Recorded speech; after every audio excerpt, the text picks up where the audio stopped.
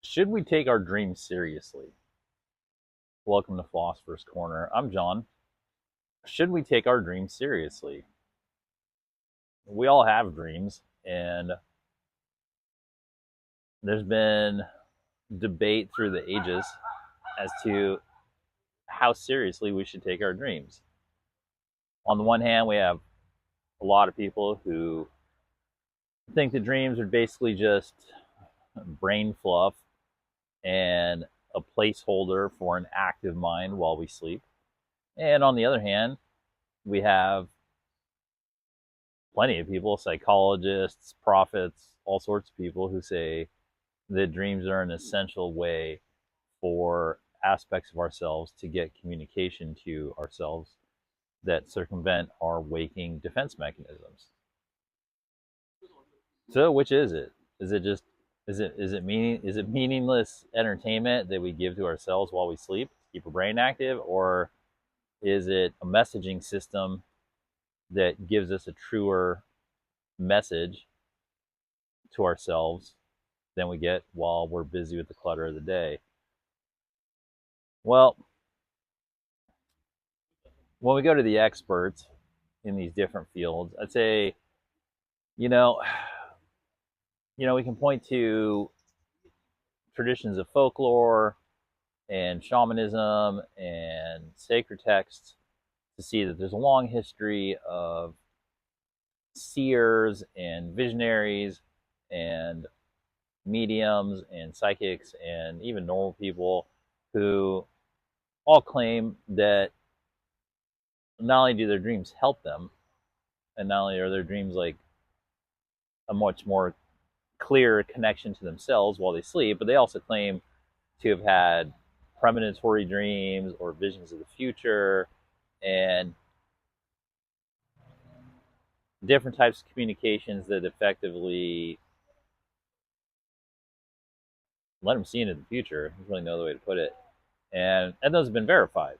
That's it's happened lots of times where people have had dreams and they write them down and then they come to pass, and that's ranging from regular people to people in sacred texts. Um, which right off the bat, I mean, when we're talking about dreams and we're saying, well, they're either completely meaningless or they're actually super important, we don't need that many cases of them being super important to start to dispel the notion that they're worthless, right? Um, I mean, famously, Sigmund Freud's work, he has a whole chapter called DreamWorks in his, if you get the book of his initial lectures from Vienna, he has an entire chapter called DreamWorks. And because Freud, he spent a ton of his time with patients doing dream analysis or dream interpretation. And obviously, he thought that they were very significant. And his whole chapter on DreamWorks basically looks like instructions on how to write a movie.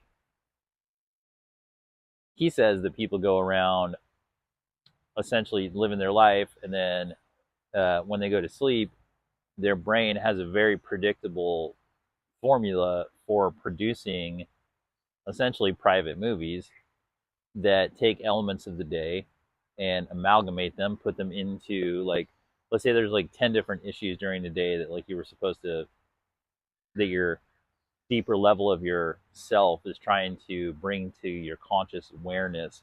And so, and you may have missed it because you're not looking into your life real deep during the day. You're just running errands or whatever.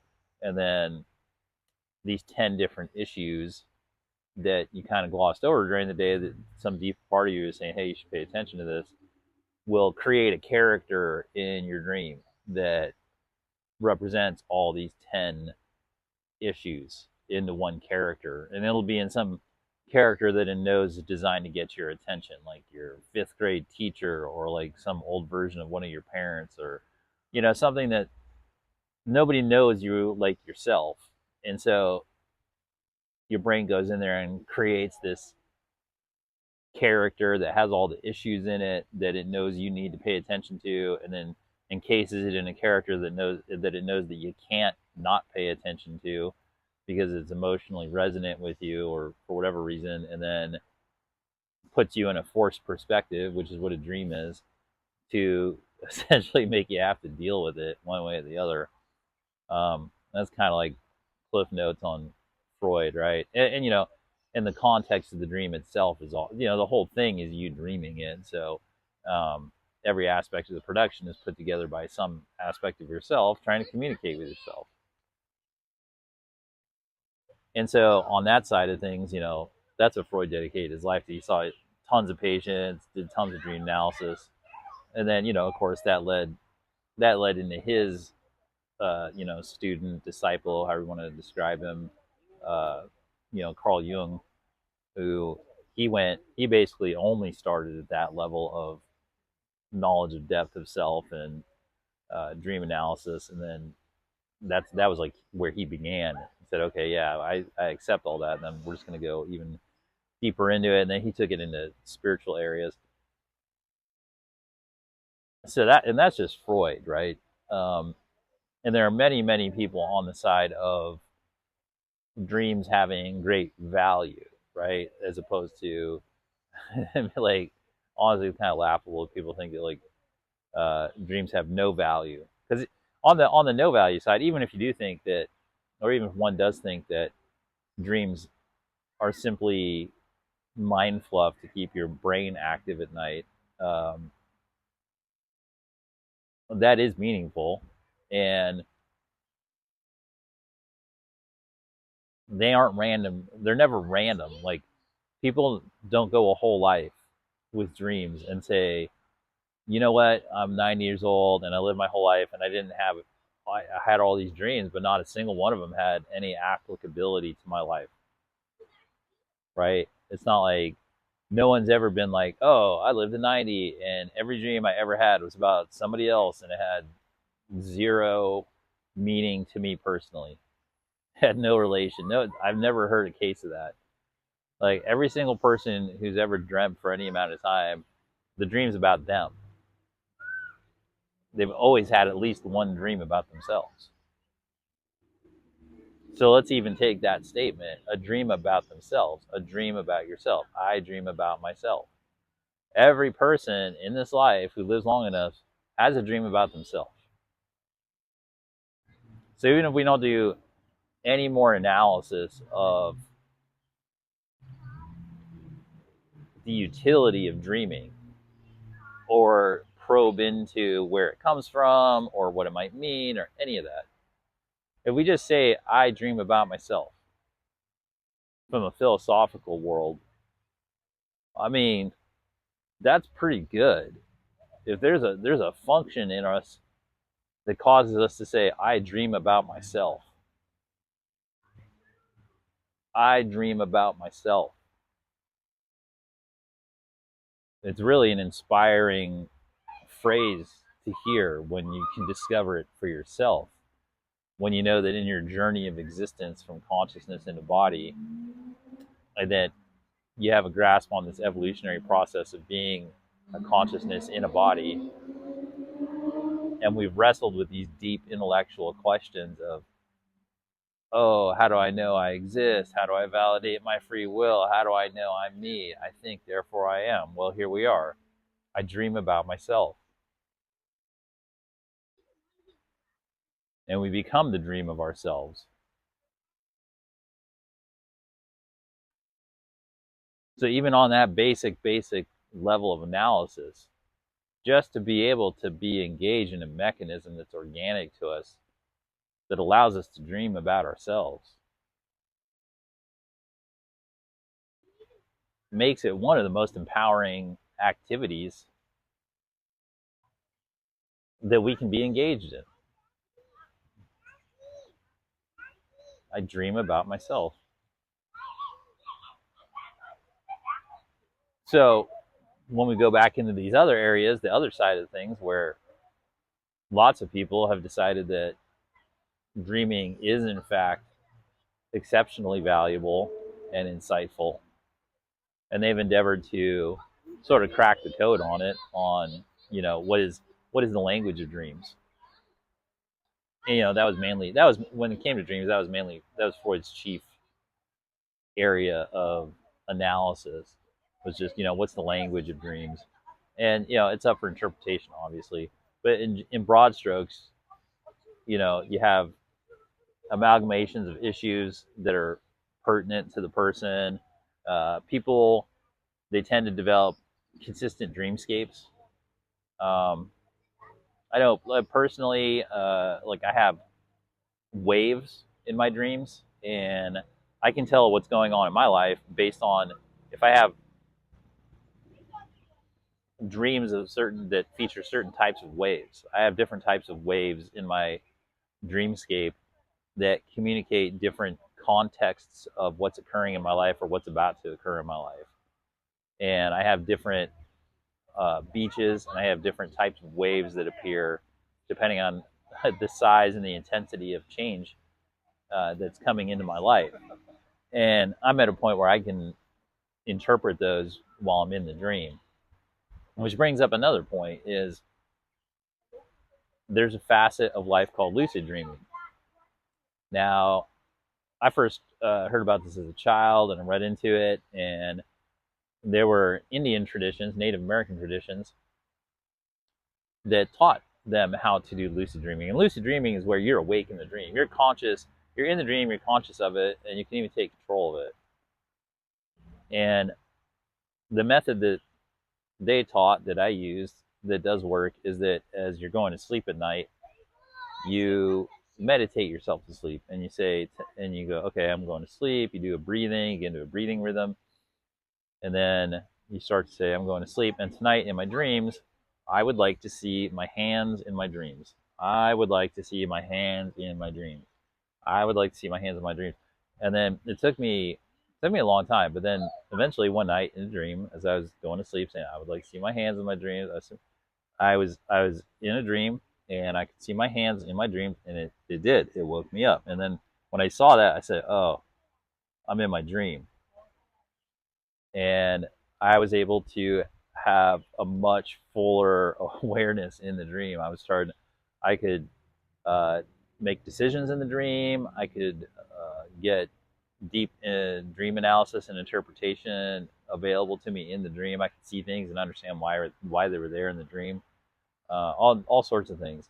And then that really increased my ability to take messages back from the dream world into this world, which is sort of the next part of this philosophical inquiry, right? So now that we've sort of said, well, okay, you have the people over here that think dreams are super important, and then you have people over here that don't think they're important at all. But even they don't think they're important at all, the fact that they are dreaming and they're dreaming of themselves is in fact important.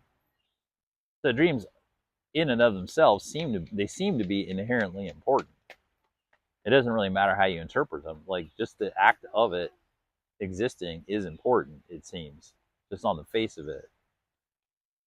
So sort of the next part of the discussion is, what is the portion of the dream that,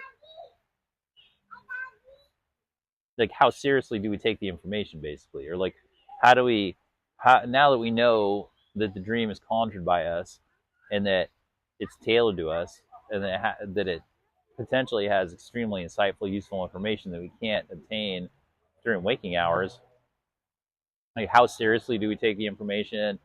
How can we set up a process to discern the messages from the dreams that we're trying to send to ourselves, right? And then that's where, oh man, there's a whole field for dream interpretation and how to do that.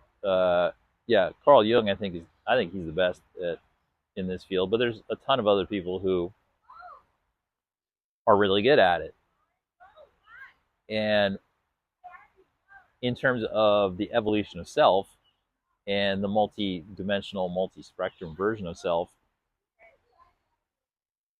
coming to terms with a relationship with our dreams, what they mean to us, what the language of our own dreams is, that's really, I think, the key for each of us, is to understand the language that we've set up internally with our dreams, the dreamscapes, the way the characters come and go, the storylines that are in our dreams, and their relation to our waking life. In this respect, dream journals are great, especially to begin with. And then, like anything, it's a skill that as you develop and you go forward, you'll be able to just, have the dream, be aware of it, know in the dream what the messages are that you need, and then when you wake up, be able to consciously take them with you through your day. And, really turn your dreaming, accepting your dream self, your dream side, as valid and important a part of you as your waking self.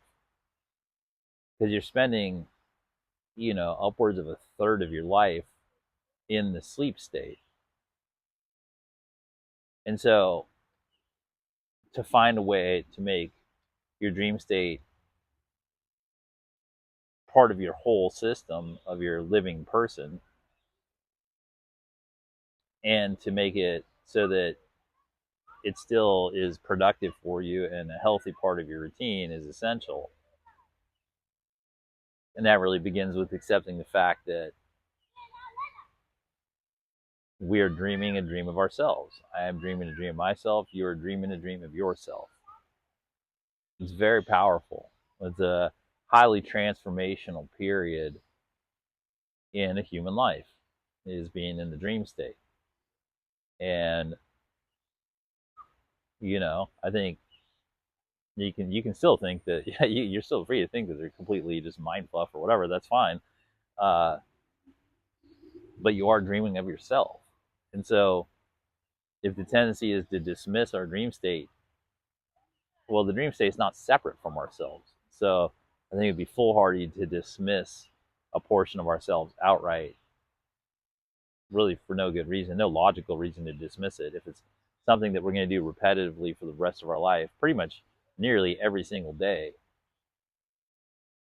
and it's centered on ourselves, and it seems to be there built into us to catalyze our evolutionary process and our process of bringing the unconscious into the conscious. It's a great place to integrate our dark side, our shadow selves, things that are unconscious that we got to bring into conscious. It's difficult. Maybe the chief aim of the evolutionary engine is to do that, and the dream state really helps us deal with all sorts of issues. Especially issues that in the waking life we can just sidestep, that we don't want to deal with. So in that sense, extremely valuable to maneuver around our defense mechanisms that we have set up. And dreams are funny because they can really help us, because nobody knows us like ourselves. So in a lot of ways, our dream state is our best opportunity to get out of some of the dilemmas and mazes that we've set up for ourselves. So, dreams. Yeah, there we go. Well, I hope you found this helpful. Thanks for spending some time here at Philosopher's Corner. I hope you enjoy your dreams, and what else? Think free, be free, and have fun.